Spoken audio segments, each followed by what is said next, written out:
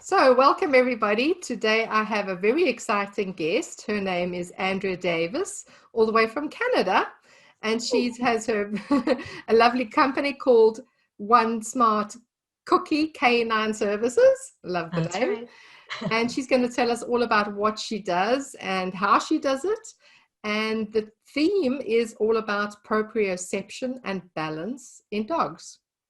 And you will hear about, we'll talk all about the benefits of it, why it's so important, who we can use this for, and yeah, so let's just get straight stuck into it, I think, Andrea, Sure. and we can take it from there. And anybody listening in, once you've seen this video and you have questions, please pop them below.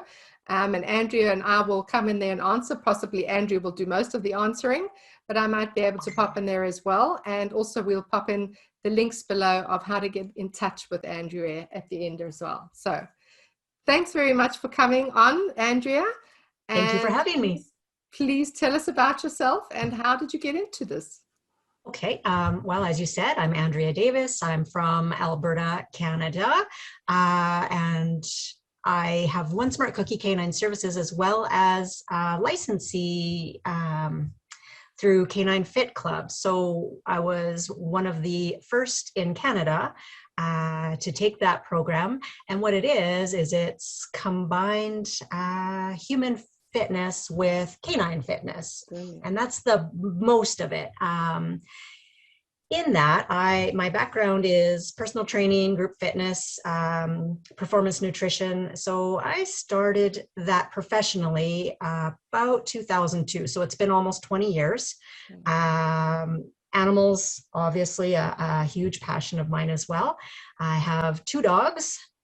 Callie is a 1-year-old Dalmatian, and Loki, he will be 5 in May, and he's a red heeler. Basically, the dogs and the horses and cats and birds have been in my life for as long as I remember.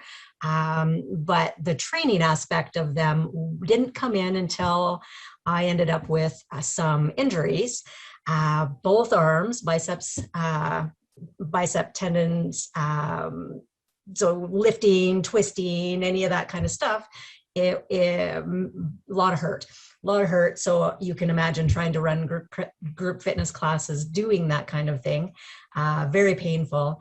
And I thought, okay, well, my career is over and I better figure out something else to do. And of course, the dog training was high on my list because at the time I had very reactive healers and very sensitive dogs. And kind of right in that time frame, I had hired somebody who was a force-free trainer, and I could see the difference in my dogs every time she came to walk them or do whatever. And I'm like, what is with this?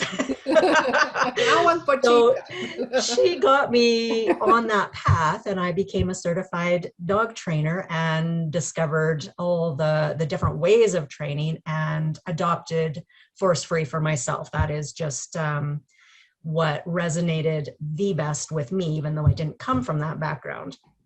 So during this process of almost a year, I healed. Imagine that.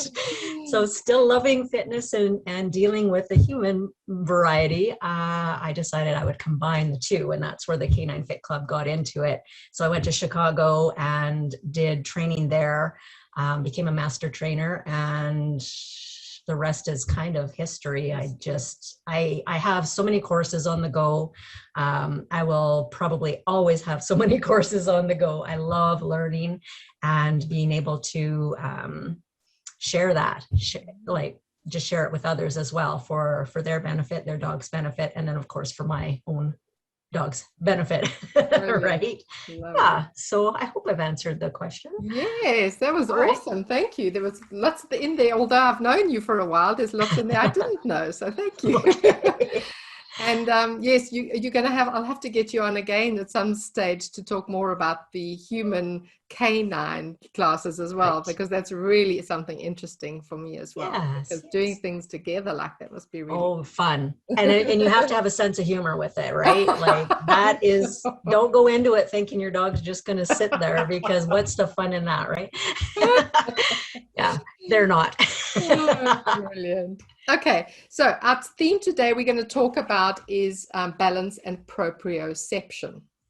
So this is something I love to include right at the puppy stage, but will be people here listening today who have never heard of the term or have never done anything with their dog in that regard. So do you want to tell us a little bit about proprioception and balance? Why do you teach it? What is it for? Okay. Well, both human and dog, we're very similar. There's a lot of crossover with both. And if you think about what proprioception is, it is tied very closely with coordination, but that's not quite what it is. Balance is part of it for sure. See feelingly was a term that I recently heard, and I think that about covers it, That is right? awesome. I've never heard So that. it's spatial awareness. And maybe you've heard of what would happen if you closed your eyes and you put your fingers out like so, and you tried to touch your nose. So if you want to do that, go ahead. Let's see what happens. Oh yeah, I got it. Yay, just about. Just about. So that is the spatial awareness. Where is my body in space around me and in relation to the things that are around me as well? Mm-hmm. So body awareness comes into play. And so how does that relate to balance? Well, if you stood on one foot, right, you closed your eyes, you looked up, everything changes. And if you turned around the other way, the picture changes and it's a whole different experience. So with puppies, dogs, people, doesn't really matter who we're talking about, we all learn the same way. And it all has to do with motor function connected with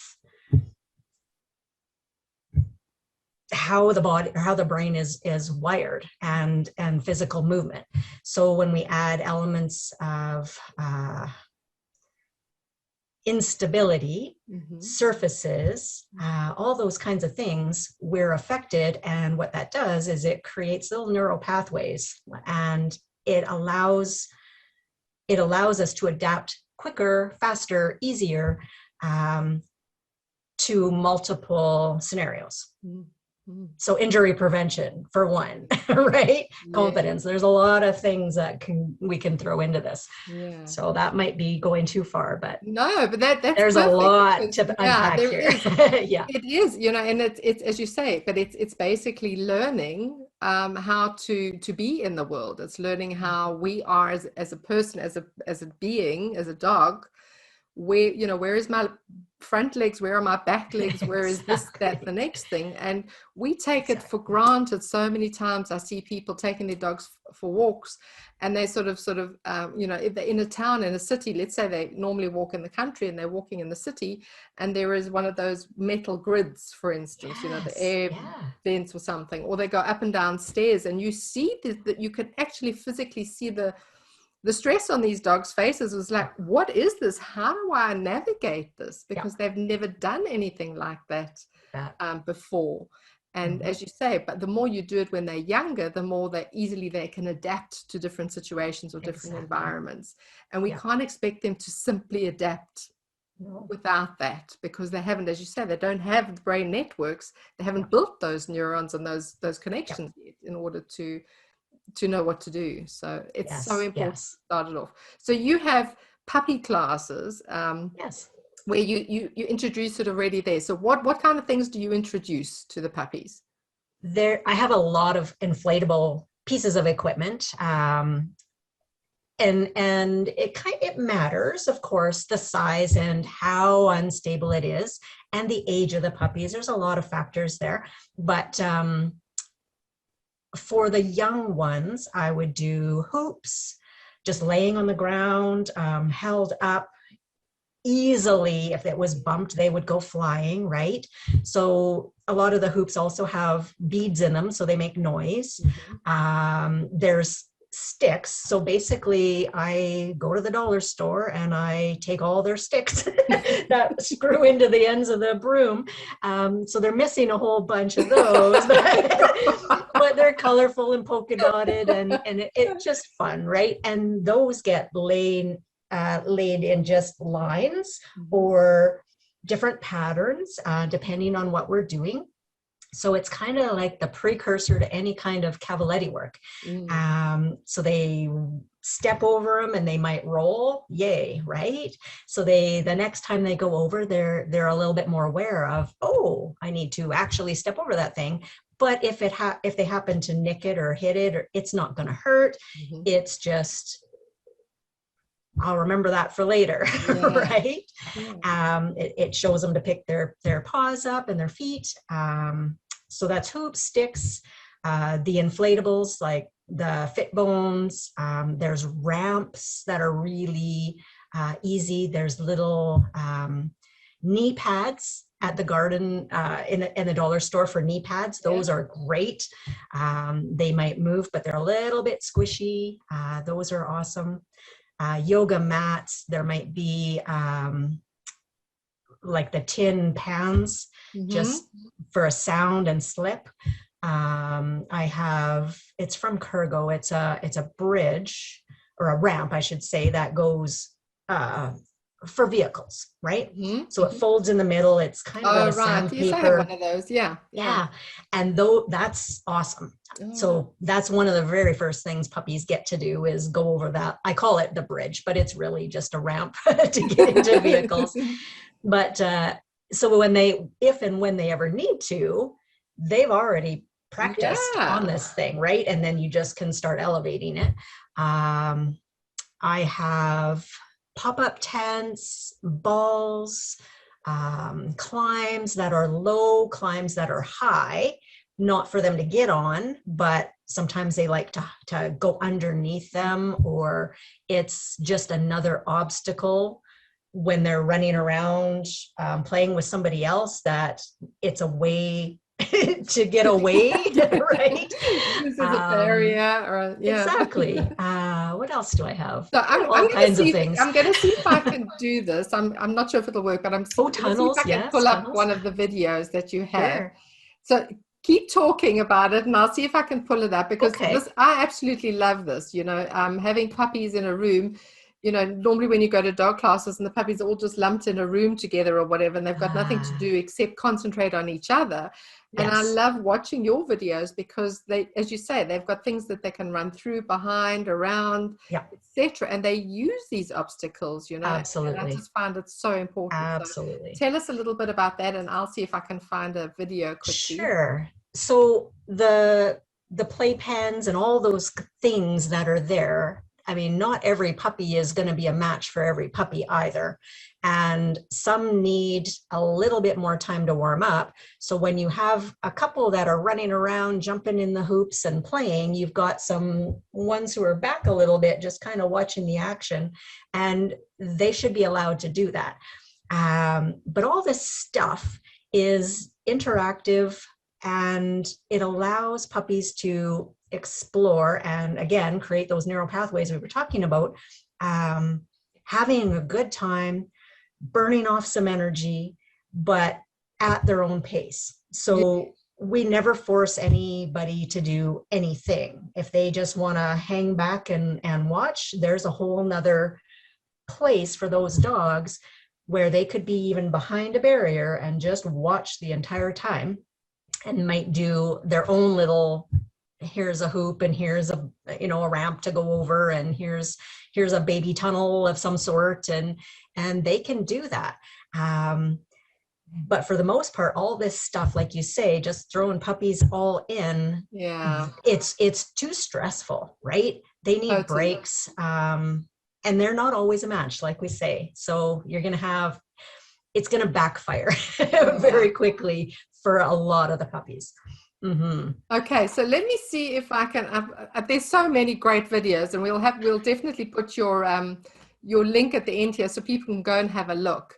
But I'm going to see if I can pop this one up on my screen. Let me just see. Okay, I think I've got it right. So let me try and share screen.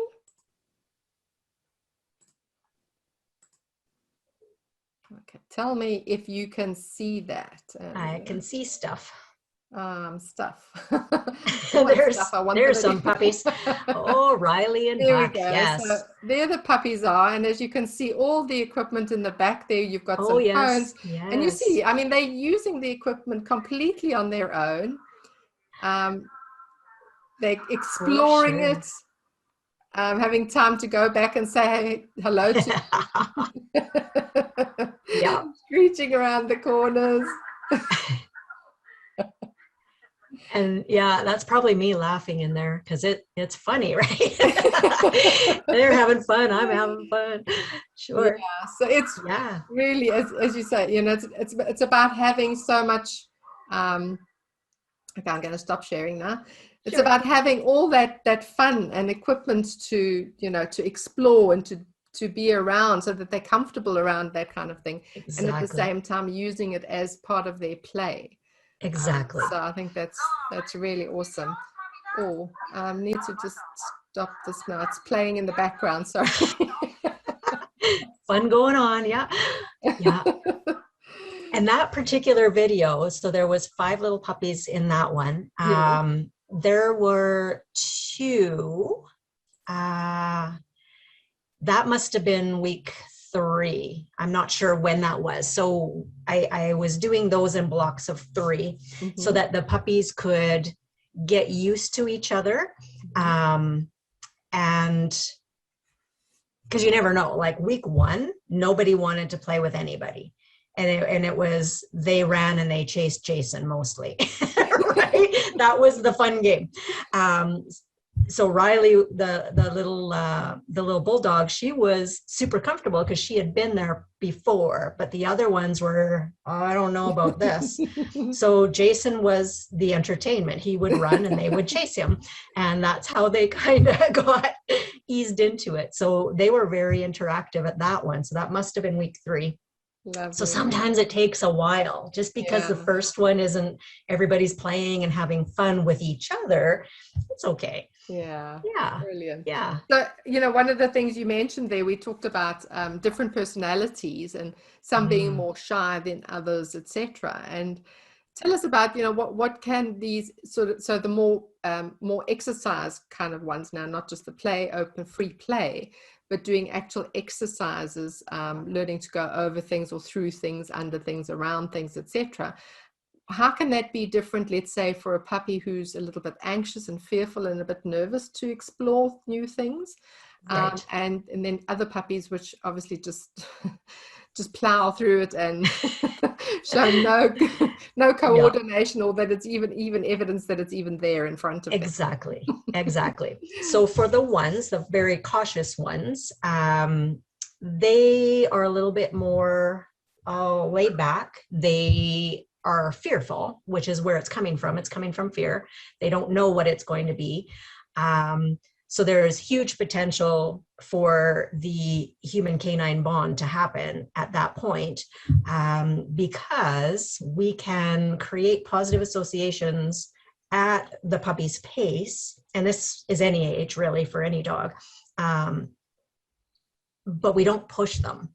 So if there was a hoop, for example, just a hoop, and we were asking them to go through it, and they were scared of it. So we could try luring, we could try tossing a treat through, creating that association with food. But if they were not okay with going through that thing, perhaps we could lay it on the ground instead, and they could sniff it, and they would be rewarded for that. They could, and if that was still too much, we could literally have a hoop in the house, and every time that hoop was present, they eat their meal, and then the hoop goes away. So we could counter condition, desensitize it just a little bit, and build it very, very slowly, right? So every dog is a bit different, but for the most part, they're going to be okay pretty quickly, as long as we're not forcing and pushing. Yeah. And a lot of for puppies and these smaller breeds, people will just pick them up and put them in things, and there you go, and you'll do it, right? So if I want your paws on here, we can put your paws on there. Well, I don't allow that. It happens, but the reason to not do that is because the dog has no choice in the matter, and it takes away the ability to build their confidence later for something else that we might ask them to do. So if we can go at their pace, and it might take 5 weeks to do something, but then that's going to easily transfer to other things because they chose to do it. We worked at their pace, and they have the skills now, the movement pattern to be able to get on this thing and figure it out. So I think that is, there's so much to that. Yeah, I think that is such an important point, because I see it so often. People don't know how to use their own body language to give the dog the space to actually maneuver themselves and to try and get on something, or off something, or through something. Exactly. And so they get quickly frustrated, and they, as you say, they just put the dog in the position. And by doing that, they're not allowing those motor skills and those neurons to actually fire to get that. What does it feel like to move my body to do that?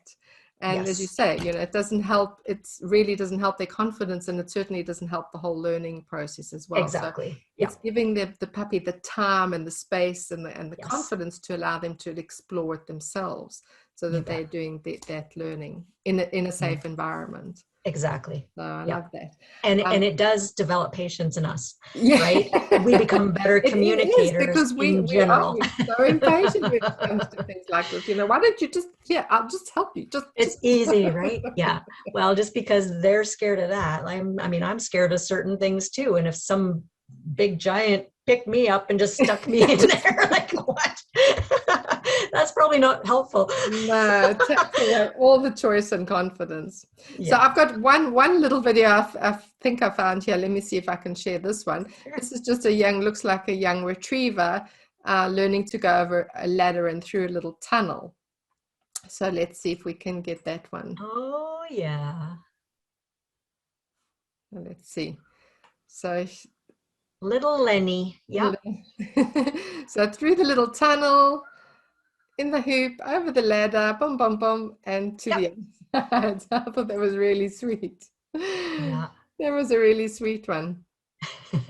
Yeah, so that's where it starts. Obviously starts with puppies, young dogs, and as you said, particularly I think when it comes to young dogs, whoops, I've got these videos running again in the background, my apologies.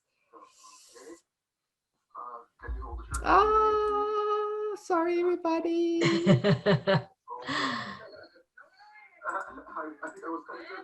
Okay. There we go. So what, oh gosh. My skills are not very good. There we go. I'm back. Better you running it than me, let me tell you. We were talking about young dogs as well. So we're talking about puppies first, learning those first movements, and then going into young dogs. And I found then, that's the next phase when they really need it, is because suddenly they have these growth spurts and they seem to outgrow all their limbs. And their coordination goes out the window again. So they've got all these big legs and long limbs and body not in proportion. For sure. And so again, they kind of become very clumsy, etc. So here's another stage where we would obviously like to encourage more of this kind of activities. So absolutely. How do you find that with the younger dogs or the teenies? Well, I remember taking your course, and it was Callie, and it was a video of her at the dog park with small dogs. Yeah. And I remember you picking this out and saying she should have been on her face because she jumped over the small dogs, and it was a perfect landing, right? She was like a ballerina. Whee! And you said that shouldn't happen. Like, literally, if she hadn't had access to all of the stuff, right, and the limb awareness, because she was in a weird kind of lanky stage where she was growing, and she had found her legs clearly, very springy, and very, very fast, right? She loved to run fast. So yeah, I would say that is huge in terms of injury prevention, even though, I mean, she would have been running fast and jumping anyways, right? Yeah. That's what puppies do and adolescents do. So unless she was on leash living in a crate, they're going to do stuff, right? So with her doing that, she could have easily done damage to her shoulder or something else by taking a tumble. Yeah, so I don't know if that answered that, but yes, definitely. So yeah, injury prevention is big. Absolutely, to prevent the injuries, and also, as you say, to build that coordination at that age is a brilliant idea. Then we come on to dogs that are what I call the hyperactive, fast, lightning type dogs, who appear to be extremely agile and are extremely agile. But in my experience, they're not necessarily well-balanced dogs. And by that, I mean, for instance, I know my dog, Charlie, he's really, really fast. And he boulder hops, he sprints, he jumps, he does everything. But ask him to walk slowly along a balance beam and he can't do it. Right. And that's because we were talking earlier about the momentum, when dogs just, sort of take a flying leap onto a log, 1, 2, 3 strides and dive off the other side. And you think, wow, he was brilliant. But that same log getting up slowly, walking along slowly and hopping down is just too much for him, because he doesn't actually have that much balance and coordination. Right. As it seems. So how would these exercises work, or how would we help him with certain exercises that could help him to sort of slow things down and become more present and actually know what he's doing? Right. So a lot of the ladder work that we do, the cavalettis, the balance beams, those kinds of things, transitioning, generalizing, of course, but focusing on that teamwork, I guess, right, is really key. So I don't teach agility, but I teach a lot of foundations that could easily transfer over into a variety of different dog sports. And a lot of that is what we're talking about. Primarily, though, the balance, everything that we do, other than puppies running around and playing and doing things, everything is done slow first. And even with human fitness, if you can do it slow, you can lift heavier, right? Exactly. So you have the mind-muscle connection and coordination, and those pathways are developed in order to do that. So the momentum is, for us, is just swinging some dumbbells up and down, up and down, up and down. So there's a lot of taxing on the joints that are happening when that kind of thing is going on, and we're not really focused on posture or how to actually lift that and going through the full range of motion that is required to do all those things. So balance is going to be focusing on limb awareness, primarily shifting the weight to the back end of the dog, right, which is often neglected and not so natural to the dog. So dogs typically have 60% of their weight forward anyways, so they don't need lessons in front end awareness because they're very aware of their front. It's the back end. And so shifting paws up, regardless of how high something is on an object that they're doing, the more paws are higher and the back end is down, the more core and stabilization it requires, but the more weight is transferred back. That's the rear end awareness. But we start small, just very tiny, and that shifts it back. Teaching dogs to do a fold down, right? So if you watch your dog laying down and you ask them to lay down, they could do a variety of things, but our goal to shift the weight back would be if none of the paws or feet moved, they were just in a stand and they almost folded back into their hind end. Wow, okay. That is a lot. There's different muscles required to do that. And then if we start doing that on slight inclines and things like that as well. That's just one example. Wow, yeah. So, But and again, yeah, as you say, you sort of build it up. So I think there was a video, I've just got one queued up now, but this is basically the end result. But this would take baby steps. So I've got one of the GSD, I think he's called Excalibur. Excalibur, you bet. Yeah. You got this one. Okay, so this is Right. him, and this is him basically doing a finished, Exactly. And you can see those planks moving under his feet, right? Under the weight of him. He's very deliberate in watching where he's going. And I mean, we didn't start there because he could not do that. His paws are almost bigger than the planks themselves, right? Yeah. With the flexion in the planks, like that is a very, very difficult exercise, even though it's low to the ground. So how we could make that more challenging would be obviously to increase the distance from the ground that it is. And that's a whole nother spatial thing. The picture changes. Even turning them around going the other way would change the picture, right? Yes. So there's a variety of things that we could do in order to increase that challenge. But yeah, that was we worked weeks on that. And here's another one. Let me see if I can cue this one up.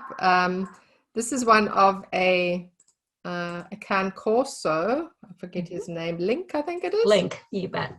And he's doing. He's on a different kind. He's on a sort of a balance. A bridge. Bet. Yes. Going across there. Yes. And the reason I'm actually big dog. He's huge. Yeah, he's huge, and he's just over a year old. Wow. And the reason that I'm standing on that is because of his weight. And you saw his back foot just kind of go off and him put it back on. He wasn't able to do that before. Like we started with the little on the ground, nothing moves too much and it's very low. This was our first try at it up high. And it was a little push just to see, like, I think he's there. I think he can do it. But yeah, he would be the kind of dog that he would put his paws on and his back legs would walk along the side and he's thinking he's doing the good job, right? Because what back end, right? Brilliant. So yeah, it's and he takes a little bit. He's a young dog, right? He's an adolescent dog, and his confidence. She actually came to me to build his confidence and build hers alongside, so they could bond and be better as a team. And the funny thing about that is, when she goes out on walks with him, like she trusts him and their communication is huge, and it's all from doing this kind of thing. So it's way beyond, let's just walk across this plank, right? I love that. Yes, yeah. I love that, because it is, it's really, it's making that connection and how we proud of our dogs when they get to do something like that. Oh yeah. When they can actually learn to do something, we really rejoice and celebrate with them, and it's a lovely feeling. So exactly, we mustn't lose sight that it's not just about the dog learning something. It's about that, that bonding and doing things we really enjoy. Yes. So I've got one more that I can see here, which is now, obviously this is a different exercise with the same dog and their owner. Oh yes, the irregular cavaletti. A little sequence here of cavalettis and through a hoop and a jump. Exactly. So just quickly. And he did not nick one thing there. And that wasn't, not every single time. Sometimes they went flying, right? And I have a blooper where he goes under the hoop. Because he used to be scared to get on those, the climbs, right? Okay. And the very first session we did, and this was, so safety matters and confidence and all that stuff. So if they put pressure, a dog that size puts pressure on the side of one of those climbs, it's probably going to move, right? And it moved, and he freaked out. And it took a little bit of time. So I had to build a stage and weight it all down. And it took a long time for him to actually be able to go on 4 all connected together. And then we got him on 2. We haven't got to 1 yet again, but it's, I mean, his size on 2 of those climbs, that's pretty good. Yeah. And then to jump through a hoop, platform jumping, like it's pretty incredible. When I watch that, and somebody watching that might be like, nah, oh no, it's big. That's exactly. For him specifically. All the steps that it took to get yeah. And I do a lot of those videos, obviously, to share with other people, but a lot of those videos are for my client and the human client, right? Because they have something that has that they can keep and watch and share and be super proud of, and just know, like, that took how long and all the steps that went into it. And for me, if somebody did that for me, I think that I'd be loyal for life, right? but that's really all those puppy videos and all that. That's for the people who, you know, the puppy parents and that. Yeah. Yeah. So it's really great videos there. So please do go and have a look, everybody. There's some really awesome things on there. So just a couple of things that I think we didn't cover yet, which I'd like to bring up because I think they're important.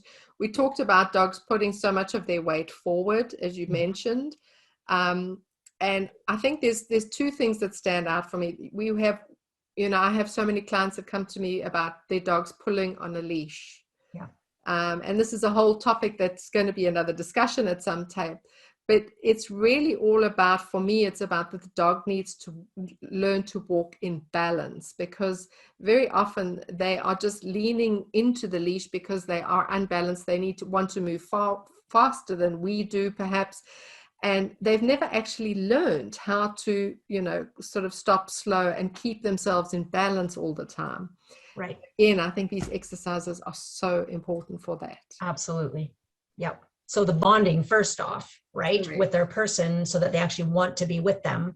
Correct. With or without a leash, right? Without the leash, exactly, to start. Yeah, you bet. And on another note, it's the person learning how to also be in balance with the dog, because we're tied to them too. Yeah, and it can be a frustrating process for sure. Yeah. Mm-hmm. So I think, again, you know, looking at doing walking over obstacles like this and through, and a sort of a patterned walks makes that so much easier, makes it easier for the person and their dog to bond, makes it easier for them to concentrate on what they're doing and find that balance, as opposed to just taking them out on the street where the environment is so exciting. All they want to do is run and sniff, and now you're trying to teach them that they have to stay in this position and walk next to you. Exactly. So in that as well, that's not a lot of exercise for the dog when they're walking with us. And people get a dog and then they want to exercise the dog. And if it's not playing fetch 1,000 times, going to the let them go at the dog park, right? Those are typically what I hear is how people exercise, or the dog is just left in the backyard because there's a big backyard. The only other thing left is they take their dog for a walk, right? And it's activity and it's a potential bonding, and there's a lot of fun that can be had, but it usually isn't. The walks that I see around here typically don't look very much fun for the dog, and probably not the person either. Exactly. The person's frustrated and stressed, and I've watched harsher tools be used on the same dog over quite a period of time. And I understand the frustration for sure. However, the dog isn't being exercised, right? It's not really exercise. Like, you might as well put a long line on them and let them have a sniffari for the most of it. And that's mostly what I do. Of course, I reinforce my dogs walking with me and doing random things, but most of it is go sniff. Yeah. Okay, with me, go sniff, right? there's a lot of that. So this type of activity, implementing all this equipment and stuff, that is far more exercise and mentally stimulating. The dog's going to be more happier and more well-adjusted, calmer. There's so many benefits to doing it that way, and having your dog just be a good companion, right? Yeah, do dog things. So again, let's take that out there. So let's say we don't have access to a facility. We might have a few things at home. We can use lots of things at home, but what can we do on our walks? I mean, there's so many different experiences that they can have on their walks that are going to encourage those exact things. For sure. So tell us a few of the things we can do on walks. Okay, so everyone has seen a curb, right? Yeah. There's a pause up opportunity right there. And having the dog learn back feet. So the back feet, I call fronts paws and feet the backs. Typically we would focus more on the paws up aspect, especially with the young ones, but there's nothing saying you couldn't target the back feet up and teach them what their feet are, right? Because it's beneficial that they actually know what feet are as well. Just knowing though that if dogs carry most of their weight forward and we're elevating the back, even more weight's coming forward. So we're actually targeting that front end, which is why the majority will be paws up, shifting the weight back. Trees and stumps and random things. We can practice our skills just weaving in and out. If we want our dog to walk beside us, let's do that. Right? Rocks and boulders and just random things, always, of course, making sure that whatever we're asking our dog to go on is safe. Test it first. There's a lot of things, sharp objects can be sticking out of picnic benches, and if you're asking your dog to go under something, look under, feel it, because if they have a harness on or whatever, it can get caught. And then there's just look for hazards, glass and whatever else. But really, when you start looking at what is out there, what's even in your house and you could put in your backyard, it's endless, right? You don't need all this equipment. I just like it. It's colorful, it's wonderful and fun to have, of course. But as you say, I mean, if you just look around, there is enough. There's so much you can be creative. Absolutely. So I found one little video which will just explain the paws up and the back end, so people can, I think, have a better idea of what it is. Let me see if I can share screen. Oops.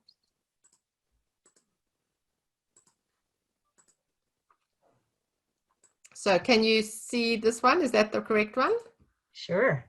Okay. So he was actually super tired there. He had been running back and forth along those with all fours, and he did this one time, and so she decided to reinforce him for just kind of doing the sidestepping along the plank instead. But yeah, they had run the whole balance beam a few times and then this was close to the end of their session. So yes, that is paws up, and typically he would be more straight on, but again, end of a session, I wasn't too worried about his position. He's sidestepping, but his weight is shifted back to his hind end, and being the French Bulldog, they're fairly short, so that is quite a bit of weight shifted to his back end anyways there. Yeah. Brilliant. Okay, so people understand what the back end is, and as you say, you can use it on a curb, you can use it on a starting off on lower surfaces. We don't want our dogs too much weight. And the other thing we have to be cautious of is, which I mentioned to you earlier, is if your dog has any back end issues. So we want to be mindful that they don't have any hip dysplasia or any stifle, knee problems, etc. Because then we don't want them to shift their weight to the back without them first having built muscle in that area. So to stabilize that joint. We don't want them putting weight on the joint until the weight's. So again, these are all sorts of exercises which are pretty similar to physio exercises, I'm sure that you do That can Absolutely. help dogs with any joint issues to actually build Yeah. up the tissues and the muscle around those joints to stabilize Yeah. them better. Yeah. And on that, so dogs being still, Mm-hmm. standing on a little foam pad, Mm-hmm. right? Just standing there being fed on a little foam pad in proper alignment is big, Mm-hmm. is a huge start for those dogs, right? Mm-hmm. Yep.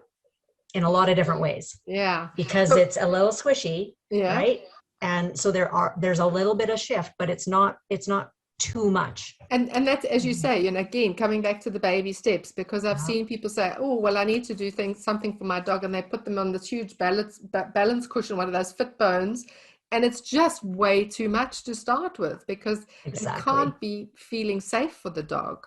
The first time they Exactly. get on something like that, they have joint issues, and now they've got to try and stabilize themselves. I mean, they must Yep. be it must be painful. So again, Absolutely. Yep. don't do these exercises, please, people, just because it looks great and you think, well, this is what I should be doing. Speak to somebody like Andrea, speak to your physio or your vet or whatever it is first before Yep. you start doing these exercises. But absolutely, they should be doing them. So it's all ages, isn't it, Andrea? It's It's all ages. right Yes. from, Yes. beginning. So breeders, Yeah, before the puppy even comes to your home, an yeah. educated breeder is going to have the puppy have done all kinds of things and experience all kinds of stuff before you even see your puppy. So, Yeah, yep. exactly. And then Yep. real oldies as well. I mean, what a beautiful way if Yes. they can't move too much or go on long walks or Yes. etc. That was Lily. Yeah. Yeah. She was a prime example of that. And I mean, 13 years old and loved to learn and still wanted to do all the things, but could easily be set back. So Mhm. a lot of care and just how much and what was used was was key. And I don't know if there's any research being done, but I'm sure, things just like in the human world, where, for elderly people, they give them all sorts of activities that for brain body coordination, Yes. to prevent Alzheimer's and things like that, Yes. and cognitive dysfunction. I'm sure it's the same in dogs as well, wouldn't you? Absolutely. Yeah. Yep. 100% it is. You bet. Yeah. And quality of life, right? Absolutely. Right. Yeah. As you So say. movement equals endorphins, which is the happy, right? Exactly. So quality of life is big. You bet. Exactly. So I'm just having a quick look here. I think we've covered just about everything that I think was on our list. It's, Sure. as you said, I mean, this is such a huge topic. We could It's be huge. talking for hours on Yeah. it. Yeah. But I just wanted to introduce people to it who don't know about it, and certainly the benefits of it, and that it's something that we can do, as we said, lifelong. It's not just something Yes. that you need to do in specific times of the dog's life. No. Um, so thank you very much, Andrea, Thank you. information. Thank you for letting me show some of these videos. Sure. And I will, as I say, link your Facebook page below and how people can get in touch with you. You have obviously your classes in Canada. Not everybody is Yes. from there, however, but they can get hold of you for one-on-ones, I believe. So you can do. Yes, yes, you bet. And we can start with whatever, it might be a couch cushion they start with. So, yes, Brilliant. we can start. Excellent. So that's Yeah. fantastic. So thank you again for coming on. Yay. And yeah, I look forward to chatting again on further topics that are related to this Awesome. down the Thank you line. so much for having me. Thank you Okay. then. Bye bye now. Bye-bye. Bye.